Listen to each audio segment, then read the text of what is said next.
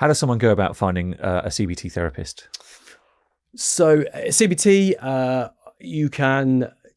there's a wonderful NHS talk therapy services which people can engage with. Obviously, a lot of employers fund their own EAP services, which some do and some don't include CBT. So talking to your, if you feel comfortable talking to a line manager and occupational health can point you in the right direction. There are, Spire themselves have a self-funding CBT therapy and counselling if people want to go along that route. You can look at BABCP website, who are the accrediting bodies for CBT. I'd always recommend that and making sure somebody is accredited on the BABCP website. How else? Yeah, I would probably the main ways: GP, occupational health advisors, and seeing if there's anything that way. If not, exploring kind of private options, like I say, Spire and Mental Health have got self-pay options, and there are lots of other kind of organisations that can provide that. And you mentioned EAP a second ago.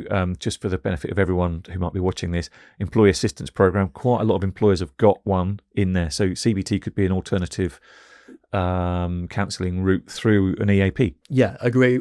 In our service, some organisations have EAP to CBT kind of pathways. So you may engage with the EAP, and you may have 6 sessions. Often it's sort of 6 sessions of a bit more generic counselling. Yeah. But some organisations do have this pathway, so it's always worth asking to see is this pathway available into a CBT or another modality of therapy. Okay, excellent. Now, you mentioned the 3 things earlier, and they've gone out of my head already, but I immediately formed an acronym in my head, which was ACE. Yeah. So is that how you remember it? Yeah. So what does ACE stand for again? So achievement, connection, enjoyment, the big 3 that we look for. Achievement, connection, and enjoyment. Yeah. So on that last point, and I'm going right off on a random, this is not even on my notes here, but I love, there's a famous Japanese sort of aesthetic expert called Marie Kondo that talks about how you make your house amazing, and she says that if you hold something in your hands and it doesn't spark joy, why have you got it? So does that kind of fall into the same kind of track lines as yours? Is it sparking joy? So that enjoyment thing. I guess the risk of that is, particularly with feeling, if we're getting into the realms of depression, the risk is getting into emotional kind of reasoning. Yeah, because some things, because of your mood state, won't spark anything. Okay, and actually, you'd end up with an empty house if you did that. Okay, when you were feeling a hard and fast rule, not just that. But I think if you're in a good place, then obviously that could be helpful. But I think, CBT kind of leans into logic a lot more than emotion. I would say, and for good reason. When we think about this cycle I mentioned earlier in terms of thoughts, feelings, behaviours, cognitions, feelings and behaviours, feelings also influence our thoughts. Yeah. So if we're feeling anxious or feeling depressed or feeling low in mood or feeling burnt out, it's going to change, like I alluded to earlier, it's going to change our thought processes. So if we're feeling hopeless, we begin to see the world as quite a hopeless place. Yeah. Sort of this kind of feedback loop. So the Marie Kondo thing is, I'm feeling down about this. Oh, this is rubbish as well. So I'm just gonna, gotcha. Yeah, good point. And the connection part of that, is that all about us as social beings, and whether it be friends, family, or loved ones? Yeah, 100%. I think it's. I think when I talk to people about connection, I talk about connection to something bigger. You mentioned about Norwich City earlier, but there's sort of connection and connectedness to. It doesn't necessarily have to be on a one-to-one basis, but for me, I think it's feeling part of something bigger, feeling part of society, or feeling part of an organisation, or something bigger than yourself. I think there's an approach to therapy, and this comes under the CBT banner. That's where you get into brand names of different things, but acceptance commitment therapy, and they take kind of this ACE thing further and actually.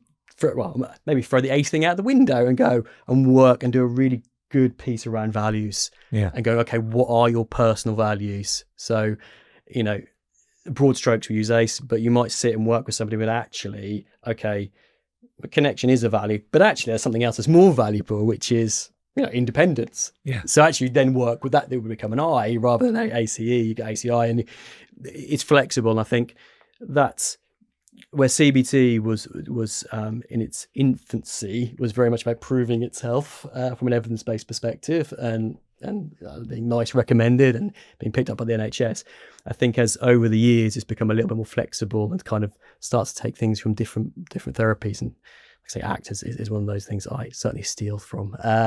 So the values work and things like that are really helpful to frame that behavioural work. And direct it to the person sat in front of you. So rather than go, here's an ACE sheet, get on with it, you sit and you work and you go, okay, well, achievement, yes, cool, but actually helping others is a better value for us to work towards. And we'll measure that. How much in this week have you felt like you've helped other people? I'm fascinated by this subject. There aren't, in my mind, I think there are more men in my life, and I'm older than you, that are completely closed off to the idea of anyone talking to them about themselves and how they feel. Yeah. So I think anything that we are doing in our space that remotely shines a torch on the importance of being open to the idea of some kind of therapy, CBT or otherwise, is incredibly powerful. Yeah, I think I might chop it out 38. I lose track of it. So I think I look younger than I am, and I think I've been around. You do look younger than 38. Yeah, I'll take that as a compliment. But I think there's an element of, one of the big things for me was paternal mental health, just the eye opener. And you're right. I think I was saying this to Christiana, that there's almost two extremes. I think that there's the if you want the boomer generation, or the which is mental health equals being locked up in an asylum, and it's or to be frowned upon, or to be whispered. There's some shame around it. Or you've got the other end of the spectrum. Actually, there might not be. I don't know. I think there's somewhere in the middle where things have become potentially over pathologized, and ego therapy for absolutely anything. I think there's probably a nice neat sweet spot in the middle where we go, okay, this is helpful. This is less helpful to frame as something that needs it. But yeah, you're right. I think I did a year working in a respiratory team, which is obviously a lot of older adults, and it's hard work actually. You often have to frame it. You have to package it, I think, in a way which is a bit more accessible and acceptable, I think, to people. Liam, that's been really, really helpful. Thank you so much for shining a torch on such an important subject. Thank you for being on EBC TV, and stay safe and stay well yourself. Yes, thank you. Thanks for having me. Thank you. Cheers.